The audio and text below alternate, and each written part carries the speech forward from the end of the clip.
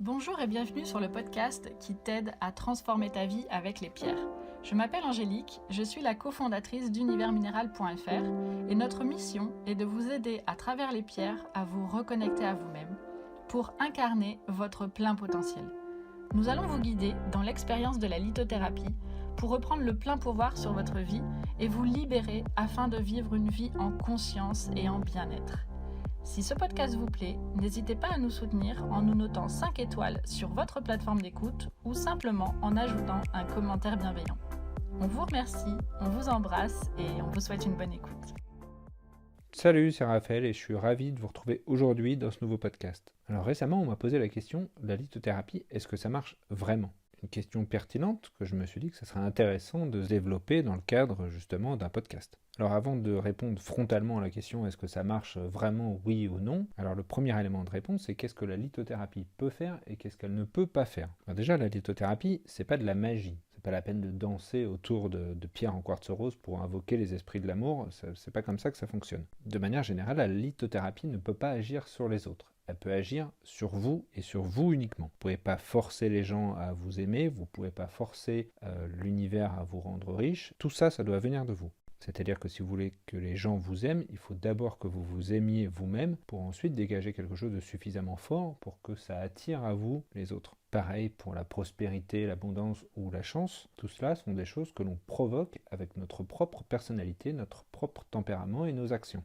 En développement personnel et en entrepreneuriat, on parle beaucoup de la loi de l'attraction, ou finalement comment attirer à soi les choses qu'on ne maîtrise pas en étant rayonnant, mais sans aller si loin. Mais rien que le fait de sourire et d'être positif, ça va rayonner autour de vous et les gens auront envie de venir vers vous, que vous les connaissiez ou que vous les connaissiez pas. Je vous invite à faire l'expérience, rien que ça. Ensuite, il faut bien voir la différence entre soins et guérison, et également du coup entre traitement et thérapie. Sur les bases d'un symptôme, un médecin il va établir un diagnostic et à l'issue de ce diagnostic, il va vous donner un traitement. La thérapie va vous permettre de guérir d'un état dont vous connaissez les symptômes, mais vous n'êtes pas tout à fait capable de savoir d'où ça vient. Vous voyez juste un petit peu le résultat. Et l'origine de cet état, il peut être profond, voire complètement inconscient. D'où l'intérêt d'aller explorer son intérieur pour trouver l'origine de cet état. C'est le cas de toutes les disciplines du bien-être, comme la méditation ou l'hypnothérapie par exemple. Enfin, on peut se poser la question « Ah, mais je ne sens pas l'énergie des pierres, je ne suis pas sensible. » En fait, c'est juste que vous avez voulu choisir une pierre avec votre cerveau et pas avec votre intuition. Choisir une pierre, choisir de travailler avec une pierre, ça ne doit pas se faire avec une liste de caractéristiques. Ça doit se ressentir. Si je vous demande quelle est votre couleur préférée, vous allez tout de suite être capable de me dire c'est bleu, c'est rouge, c'est vert, c'est jaune. Par contre, pourquoi cette couleur-là est votre couleur préférée ? Peut-être que ça va faire appel à une image, le bleu de la mer, le vert de la nature, le jaune du soleil. C'est quelque chose qui s'est inscrit dans votre inconscient et que votre cerveau a transcrit comme un élément de votre personnalité. Donc voilà, je me devais de vous expliciter un petit peu ces notions pour vous expliquer comment la lithothérapie, ça fonctionne vraiment. Alors, étape numéro 1, vous choisissez une pierre avec votre instinct, avec votre ressenti. Vous ne choisissez pas une pierre en fonction de ses caractéristiques, mais en fonction de si elle vous plaît ou si elle ne vous plaît pas. Si l'énergie de cette pierre vous attire ou si l'énergie de cette pierre ne vous attire pas. Si vous cherchez par exemple une pierre pour réduire le stress, il y a une dizaine de pierres différentes qui réduisent le stress. Si vous cherchez une pierre qui rend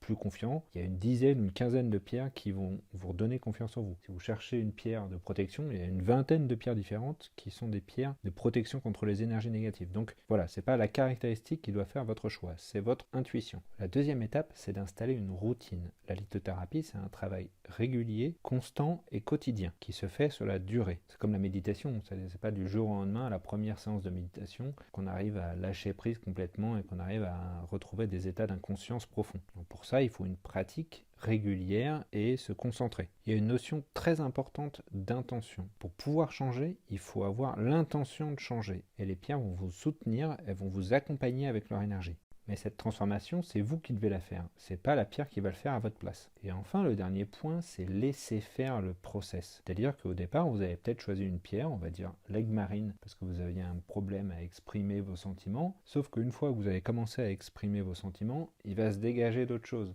Vous allez peut-être découvrir qu'il y avait un blocage émotionnel qui était coincé en vous, qu'il y avait une émotion inconsciente, qu'il y avait un déni de quelque chose.